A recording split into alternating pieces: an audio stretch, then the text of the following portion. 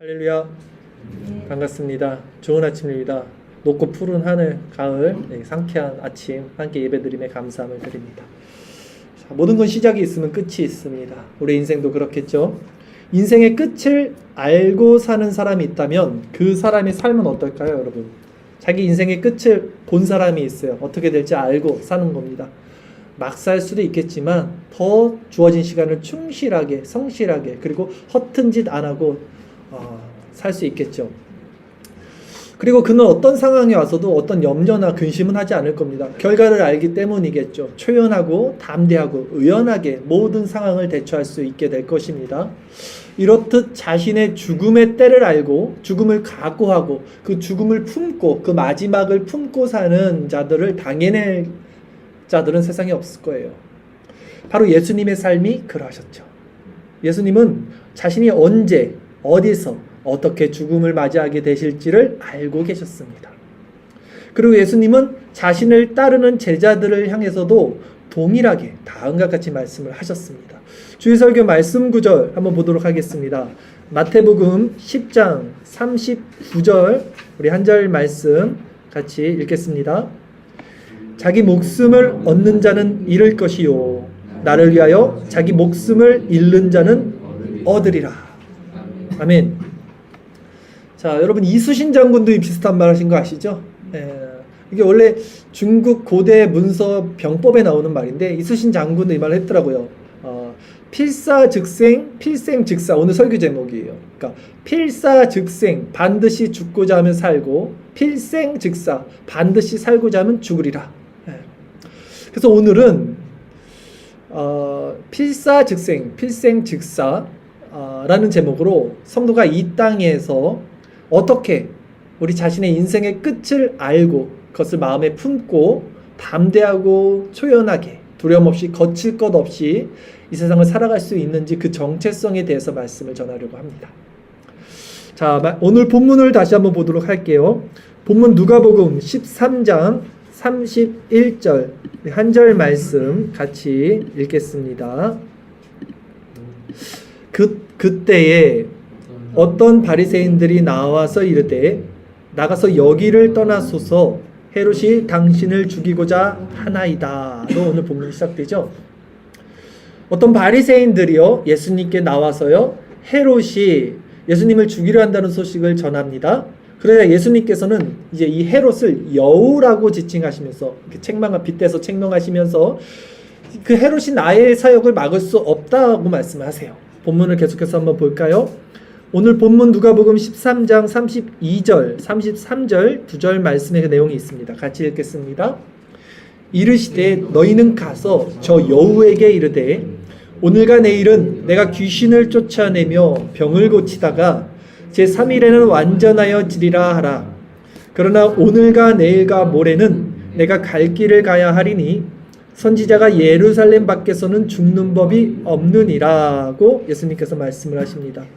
본절에 나와 있는 오늘과 내일 그리고 제3일이라는 표현은요 상징성을 띤 문학적 표현인데 즉 오늘은 지금 말씀하시는 이 예수님의 현재를 의미하고요 내일은 고난받으시기 위해 예루살렘에 이르기까지의 기간을 그리고 제3일은 예루살렘에서 십자가 고난을 받고 부활하심으로 구속사역을 완성하는 때를 의미하는 거예요. 그리고 선지자가 예루살렘 밖에서는 죽는 법이 없느니라는 이 말씀은 예수님께서 예루살렘으로 올라가셔서 거기서 죽음을 당해야 한다는 당위성을 보여주시는 말씀입니다. 이렇듯 예수님께서는 자신이 어디서 언제 어떤 모습으로 죽음을 당할 것인지에 대해서 이미 알고 계셨어요. 말씀드렸듯 인생의 끝을 알고 사는 자는 그 삶은 담대하고 초연하며 두려움도 거칠 것도 없을 것입니다. 그렇다면 여러분은 여러분 인생의 끝을 어떻게 생각하고 있습니까? 모든 건 시작이 있고 끝이 있을 텐데요. 우리 역시 이 마지막을 준비하고 이 마지막 끝을 마음에 품고 살아야 신앙의 야성을 가질 수 있게 되죠. 성도는 반드시 인생의 끝에 대한 확신을 가지고 있어야 됩니다. 결론부터 말씀드리면 우리 성도의 인생의 끝은 하나님 나라예요. 그것이 우리 삶의 이유와 목적입니다. 우리가 이 땅에 온 이유예요. 그것을 찾아 나가는 거예요. 우리는 그 과정 가운데 있는 게 인생입니다. 성도는 반드시 이 인생의 끝에 대한 확신을 가지고 있어야 돼요. 이 하나님 나라에 대한 확신을 가지고 있어야 됩니다. 그리고 그 나라의 정체성은 이 땅, 우리가 사는 이 땅에서는 자기 부정과 부활 신앙의 모습으로 나타나게 됩니다. 그러기에 성도는 자기 부정과 부활 신앙, 이 두 가지 정체성을 통해서 하나님 나라를 소망하며 세상을 담대하고 의연하게 살아가야 하는 것이요. 이 신앙의 정체성을 가진 바울의 말을 한번 살펴보겠습니다. 주일 설교 말씀 구절 사도행전 21장 13절 말씀 우리 같이 읽겠습니다. 바울이 대답하되 여러분이 어찌하여 울어 내 마음을 상하게 하느냐. 나는 주 예수의 이름을 위하여 결박당할 뿐 아니라 예루살렘에서 죽을 것도 각오하였노라 하니. 아멘. 바울이 무엇을 각오했습니까? 죽기를 각오했습니다. 바울은 왜 죽기를 각오했을까요? 그 죽음 너머에 있는 진짜 삶을 바울은 알았고 그 하나님 나라를 진정 소망했기 때문이죠. 우리에게도 이 정체성이 필요하다는 거예요. 하나님 나라에 대한. 여러분, 신앙은요, 관념이 아니에요. 우리가 사는데 필요한 교양 정도를 답습하는 게 아닙니다. 신앙은 그 사람이 삶을 대하는 태도, 즉 정체성이에요. 그 삶의 방향성이고요. 삶의 목적이고요. 결국 그 사람 삶 자체가 신앙이에요. 신앙 따로, 삶 따로가 아니라 삶이 신앙이고 신앙이 삶이에요. 사실은. 그러니까 신앙생활을 이렇게 생명으로 여기지 않고 마치 사교 모임이나 종교 활동이나 여가 생활하듯 하는 자들은 그러면서도 하나님의 이름을 입에 올리며 망령되이 일컫는 자들을 보면요, 몹시 안타깝고 속이 상합니다. 신앙은 그런 것이 아니에요, 여러분. 1세기 초대교회 시대죠. 그 다음에 16세기 종교개혁 당시 15세기 16세기 이 시대의 신앙의 탄압과 박해를 받던 우리 신앙 선주들의 모습과 오늘날 자기 식대로 편안하게 신앙생활하는 우리의 신앙의 모습에는 얼마나 큰 차이가 있을까요, 여러분? 그들은요, 신앙을 위해서 동굴 속에 숨어서 평생을 살았죠. 그리고 종교개혁 당시에는 진리와 복음을 위해서 죽음을 맞이해 선택한 우리 신앙의 선조들이 참 많았습니다. 그리고 그 정신은 그때나 지금이나 동일하게 이어진다고 할 수 있겠죠. 예수님께서 먼저 그 십자가의 길을 걸어가셨고요. 분명히 예수님께서는 나를 따르는 자는 자기를 부인하고 자기 십자가를 지고 자기 목숨까지 미워하지 아니하면 능히 내 제자가 될 수 없다고 말씀을 하셨기 때문이에요. 주일설교 말씀 구절을 한번 보겠습니다. 누가복음 14장 25절에서 27절까지 말씀인데요. 예수님이 그분을 따르는 제자들의 정체성에 대해서 이렇게 말씀하셨어요. 같이 읽겠습니다. 수많은 무리가 함께 갈새 예수께서 돌이키사 이르시되 무릇 내게 오는 자가 자기 부모와 처자와 형제와 자매와 더욱이 자기 목숨까지 미워하지 아니하면 능히 내 제자가 되지 못하고 누구든지 자기 십자가를 지고 나를 따르지 않는 자도 능히 내 제자가 되지 못하리라고 말씀하셨어요. 이 말씀의 배경이요, 예수님께서 지금 자신을 따르던 수많은 무리들을 향해서 하신 말씀입니다. 그러니까 예수님을 따르던 무리가 다 예수님의 제자는 아니었다는 말씀이에요. 또한 이 말씀에 해당하는 대상이 누굽니까? 바울과 같은 위대한 사도, 우리 그 순교를 각오한 믿음의 선진들 뿐만이 아니라 누구든지예요. 이 대상은 누구든지 나를 따르려거든, 누구든지 자기 십자가를 지고 나를 따르지 않는 자는 내 제자가 되지 못하리라 말씀하시는 거예요. 그러기에 주님을 따르기 위해 필요한 이 자기 부정과 부활 신앙의 이 정신은 그때나 지금이나 동일하다는 거예요.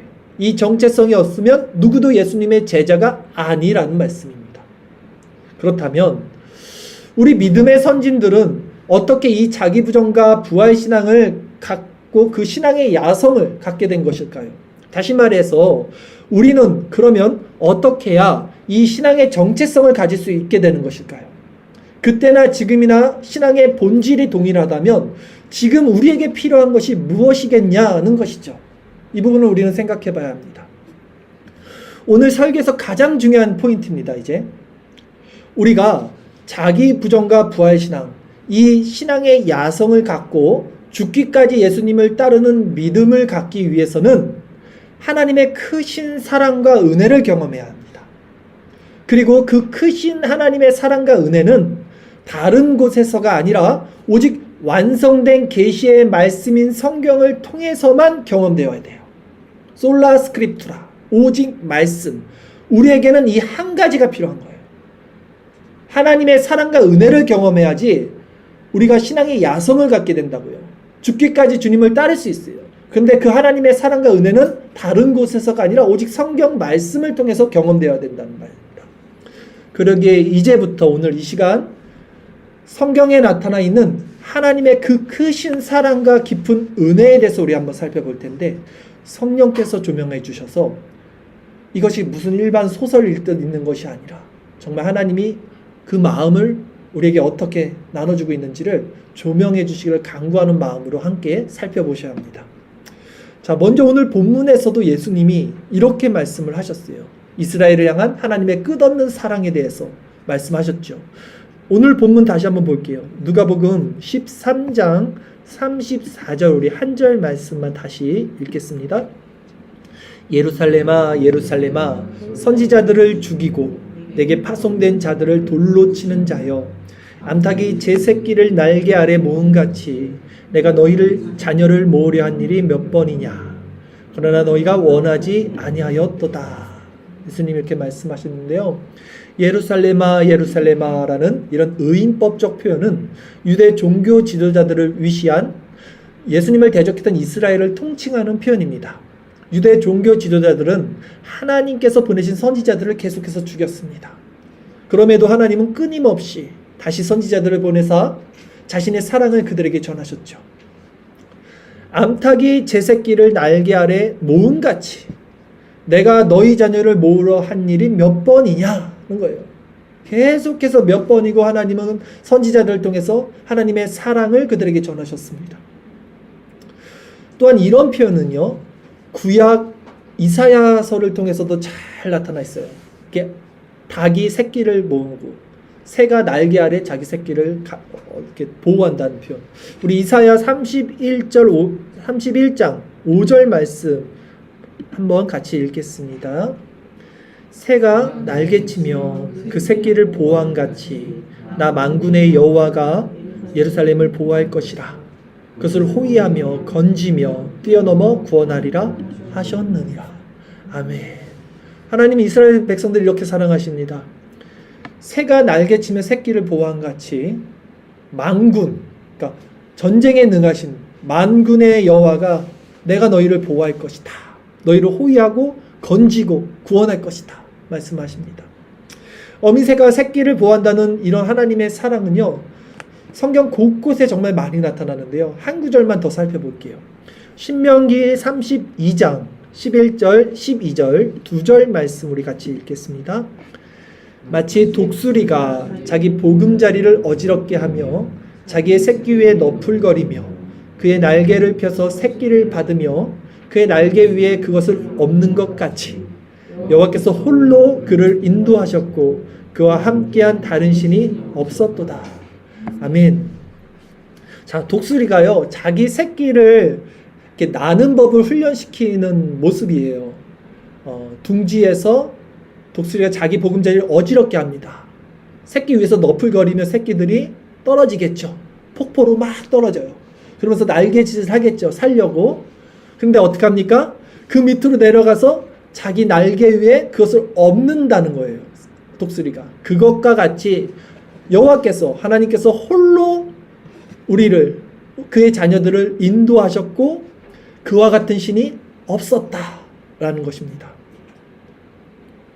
우리 인생에 많은 어려움과 연단이 있는 것은요, 하나님이 우리를 돌보지 않고 우리를 버리셨기 때문이 아니라는 거죠. 오히려 우리를 강하게 하기 위해서, 우리를 날게 하기 위해서, 우리를 그 하나님 나라로 인도하기 위해서 홀로 돌보시는 은혜의 가정이었던 거예요. 그리고 하나님은 마땅히 감당할 시험 받기는 주시지 않아요. 새끼 날개짓 하다가 떨어뜨려서 죽이지 않는다는 거예요. 고린도전서 10장 13절 말씀 우리 한번 같이 읽겠습니다. 사람이 감당할 시험 밖에는 너희가 당한 것이 없나니 오직 하나님은 미쁘사 너희가 감당하지 못할 시험 당함을 허락하지 아니하시고 시험 당할 즈음에 또한 피할 길을 내사 너희로 능히 감당하게 하시느니라. 아멘. 여러분 경험해 보셨을 거 아닙니까? 하나님 이 많은 시험 가운데 우리가 죽을 것 같고 어떻게 합니까? 라는 모든 과정 가운데 하나님은 그래 너네 죽어라 하고 내보내지 않았어요. 살 길을 항상 열어주셨고 우리를 인도하셨어요. 어미새가 마치 날개 위에 품는 것 같이. 그러나 결과적으로 이스라엘 백성들은 어떻게 했습니까? 끝까지 이런 하나님의 사랑을 저버렸어요. 구약 시대 내내 하나님의 사랑을 버렸고 이방신들을 섬겼고 간음했고 행악했습니다. 그러자 결국 하나님의 공의가 다음과 같이 선포가 됩니다. 다시 본문을 통해서 오늘 본문 마지막 구절을 보겠습니다. 누가복음 13장 35절 오늘 본문 마지막 구절 같이 읽겠습니다. 보라 너희 집이 황폐하여 버린 바 되리라. 내가 너희에게 이르노니 너희가 주의 이름으로 오시는 이를 찬송하리로다 할 때까지는 나를 보지 못하리라 하시니라. 아멘. 예수님께서 말씀하시는 거예요. 그 유대 종교 지도자들에게 너희 집이 황폐하여 버린 바 되리라. 너희 집. 유대인들에게 가장 정체성, 신앙의 정체성, 너희 집이 뭐예요? 성전이에요. 너희 성전 황폐해질 거야. 그 예언대로 AD 70년 로마 디도 장군에 의해서 성전이 돌 위에 돌 하나 남김없이 정말 무너져 버렸죠. 그리고 예수님은 그들에게 너희가 주의 이름으로 오시는 이를 찬송하리로다 할 때까지는 나를 보지 못하리라고 말씀하셨는데 이는 예수님 자신이 어떤 죽음으로 그들과 결별할 것과 그리고 그 마지막이 재림으로 완성될 것을 선포하신 말씀입니다. 오늘 우리 읽었던 이 마지막 35절 9절이요. 끝이 참 우울하죠. 이를 찬송하리로다 할 때까지는 나를 보지 못하리라 하시니라 라고 좀 이런 우울한 내용으로 끝맺고 있는데 이걸 원어 성경에서 보면요. 이 끝이 주의 이름으로 오시는 이를 찬송하리로다 이렇게 끝나요. 좀 더 영광스러운 말로 표현이 됩니다. 이런 점으로 볼 때 예수님께서는 유대인의 배반과 이 멸망이라는 비극적 역사의 이변에 하나님의 자비로운 구속과 그리스도 재림의 영광스러운 역사가 성취될 것을 선포하고 있는 거예요. 이때도 선포하고 있는 거예요. 그러니까 공의는 사랑의 또 다른 표현이었던 거죠. 즉 하나님께서는 자신의 자녀가 자신을 잊어버리고 자신을 떠나고 배신해도 그들을 잊지 않으시고 끝까지 그들이 다시 돌아오기를 끝끝내 기다리시면서 그분의 사랑의 완성을 이루시는 분이라는 것을 보여주시는 겁니다. 이사야 49장 15절 말씀을 한번 볼게요. 이 하나님의 마음이 이곳에 그대로 드러나 있어요. 같이 읽겠습니다.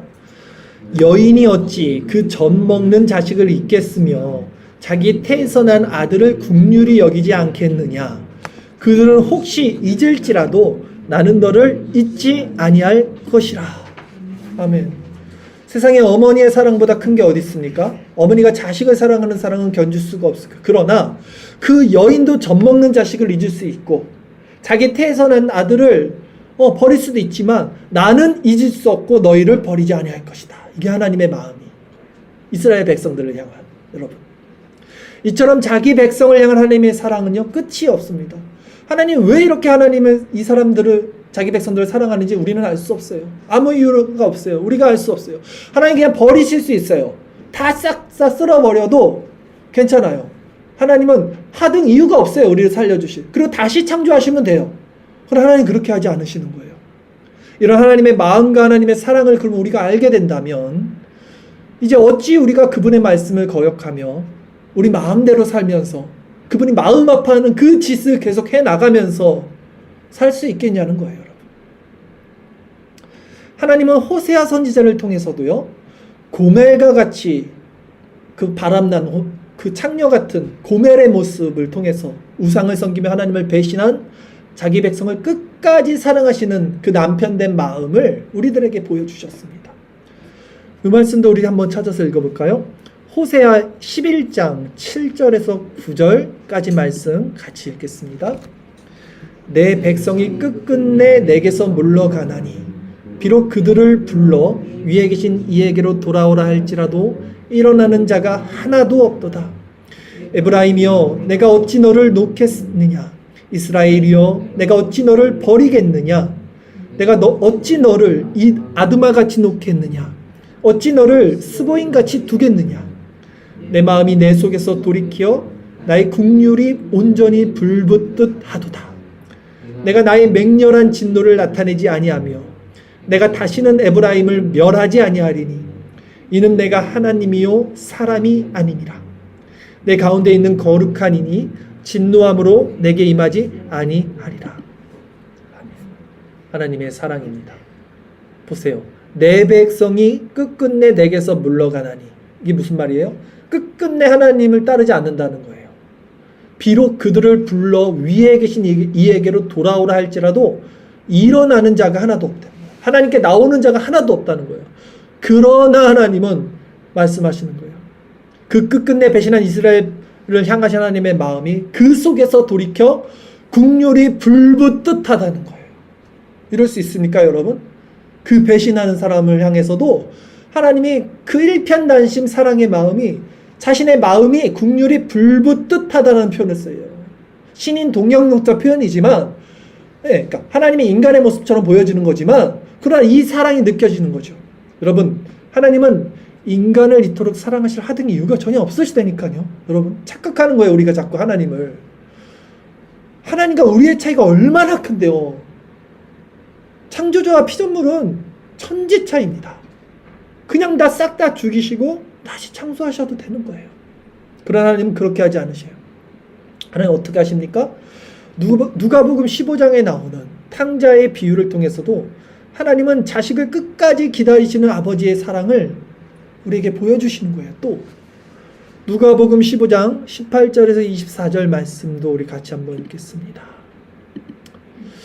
내가 일어나 아버지께 가서 이르기를 아버지 내가 하늘과 아버지께 죄를 지었사오니 지금부터는 아버지의 아들이라 일컬음을 감당하지 못하겠나이다. 나를 품꾼의 하나로 보소서 하리라 하고 이에 일어나서 아버지께로 돌아가니라. 아직도 거리가 먼데 아버지가 그를 보고 측은히 여겨 달려가 목을 안고 입을 맞추니 아들이 이르되 아버지 내가 하늘과 아버지께 죄를 지었사오니 지금부터는 아버지의 아들이라 일컬음을 감당하지 못하겠나이다 하나 아버지는 종들에게 이르되 제일 좋은 옷을 내어다가 입히고 손에 가락지를 끼우고 발에 신을 신기라. 그리고 살찐 송아지를 끌어다가 잡으라. 우리가 먹고 즐기자. 이 내 아들은 죽었다가 다시 살아났으며 내가 잃었다가 다시 얻었노라 하니 그들이 즐거워하더라. 아멘. 하나님은 어떠한 죄를 범했더라도 자신에게 돌아오는 자녀를 치근히 여기사 달려가 목을 안고 입을 맞추시는 분이에요. 이는 죽었다가 다시 살아난 내 아들이다. 잃었다가 다시 얻은 내 아들이다. 이게 하나님의 마음입니다. 그리고 성부 하나님은 결국 그럼에도 끝끝내 하나님을 배신하는 그들을 위해서 자기 자신이 성자 예수님으로 이 땅에 오셔서 그 사랑의 완성을 이루십니다. 로마서 5장 8절 말씀 같이 읽겠습니다. 우리가 아직 죄인 되었을 때 그리스도께서 우리를 위하여 죽으심으로 하나님께서 우리에 대한 자기의 사랑을 확증하셨느니라. 아멘. 더 큰 사랑은 없습니다. 그리스도를 통해서 하나님의 사랑이 확증된 겁니다. 우리가 아직 죄인 되었을 때입니다. 하나님의 사랑이 그리스도의 십자가를 통해서 확증된 것이죠. 그래서 성령을 통해 이 사랑이 심령에 새겨진 자들은 이제 이 하나님의 사랑 안에서 다음과 같은 고백을 하게 돼요. 로마서 8장 38절, 39절, 2절 말씀 우리 같이 읽겠습니다. 내가 확신하노니 사망이나 생명이나 천사들이나 권세자들이나 현재일이나 장래일이나 능력이나 높음이나 기쁨이나 다른 어떤 피조물이라도 다시 할게요. 우리를 우리 주 그리스도 예수 안에 있는 하나님의 사랑에서 끊을 수 없으리라. 아멘. 아멘이죠. 이것이 하나님의 사랑이에요. 그러기에 이 사랑을 경험한 자만이, 이 사랑이 심장에 박혀진 자만이, 이 사랑이 심장에 박히더라고요. 저는 딱 박히더라고요. 완전히 변했어요. 모든 게. 자기 부정과 부활신앙의 정체성을 가지게 됩니다. 이때. 그리고 양이 목자의 음성을 듣듯 그 말씀에 순종하여 그 길이 어떤 좁은 길 벼랑 끝이라도 그분을 신뢰하며 끝까지 그분의 말씀을 믿고 따를 수 있게 되는 거예요. 그러나 더 놀라운 것은 무엇인지 아십니까, 여러분?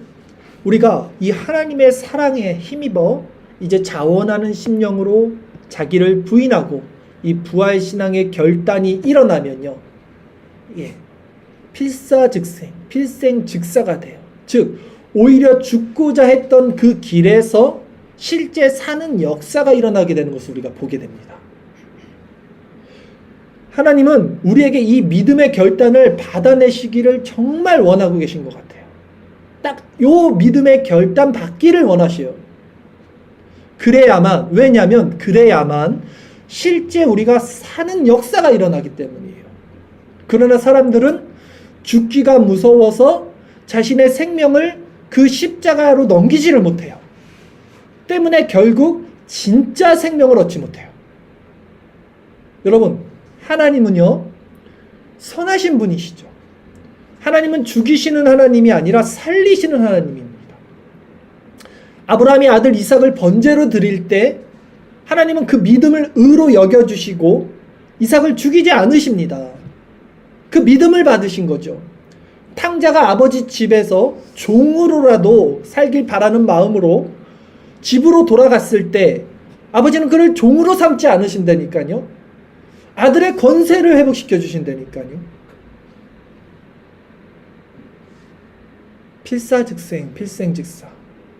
우리가 절대 죽지 못하면 살지 못해요. 절대 우리의 육신, 우리의 생각, 우리의 이 생의 자랑, 모든 것을 십자가로 넘기지 못하면 생명을 얻지 못해요.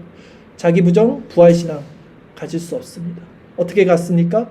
이 하나님의 사랑, 우리를 절대 놓치지 않고 끝까지 우리를 추적해서 자신의 사랑을 완성해내는, 스스로 완성해내는 그 사랑이 우리를 덮어버릴 때 우리는 우리의 힘과 의지가 아니라 그분의 사랑과 주권 안에서 그리로 그냥 이끌려가는 거예요. 누구도 자랑할 수는 없어요. 이제 말씀을 정리하겠습니다, 여러분. 성도는요, 이 세상에서 자신의 인생의 끝을 알고 사는 자들입니다. 이걸 알아야 돼요, 여러분들이. 내 인생의 끝이 뭐라는 것을 알고 있어야 돼요. 뭡니까? 자기 부정과 부활신앙이라니까요. 이 세상에서는요, 비참하게 죽는 거예요. 예. 어떻게 끝맺을지를 알고 사는 거. 그 마지막 끝을 항상 품고 있는 거예요. 순교자의 정신을 갖고 있는 거예요. 그들만이 이 세상을 담대하고 의연하게, 초연하고 넉넉하게 승리할 수 있다는 거예요. 그리고 가장 중요한 거, 이 자기 부정과 부활신앙의 정체성을 우리에게 어떻게 일어나는가, 우리는 이걸 어떻게 가질 수 있는가 했을 때 이것은 자기의 의지적 결단, 마인드 컨트롤, 관념적 지식으로 절대 되지 않아요. 그런 것으로 인간은 자기 생명을 십자가에 넘기지 않습니다. 넘기지 못해요. 우리에게 이 신앙의 정체성이 일어나는 유일한 방법은 오직 말씀, 계시된 말씀인 성경을 통해서, 우리가 지금 성경을 읽었죠? 성령께서 하나님의 마음, 그분의 사랑을 우리 심령에 새겨주셔서 말씀을 묵상하면서 우리가 그 하나님의 사랑을 경험할 때 우리는 이 정체성을 갖게 되는 거예요. 그러기에 은혜의 방편인 이 계시의 말씀인 성경을 통해서 날마다 하나님의 속성을 깊이 묵상하세요, 여러분. 가장 중요한 거예요. 우리 신앙생활에서 가장 중요한 거예요. 하나님의 속성을 묵상하는 거. 다른 거 아니에요. 다른 거에 시선 쓸 필요도 없어요. 하나님의 속성을 말씀을 통해서 계속해서 받아내십시오. 계속해서 바라보십시오. 그것을 우리 마음에 채우십시오. 온통 내 마음이 하나님의 속성으로 채워지게 하는 거예요. 그렇게 될 때 우리는 그 넓고 깊고 크신 하나님의 사랑 안에서 우리의 끝을 하나님께 드리며 인생을 담대하게 살아가며 하나님의 영광을 보는 자들이 될 것입니다. 그리고 그 결단을 하는 자들에게 하나님은 실제 죽는 것이 아니라 살 길을 열어주시는 좋으신 분이라는 거 우리는 또 경험하게 될 것입니다.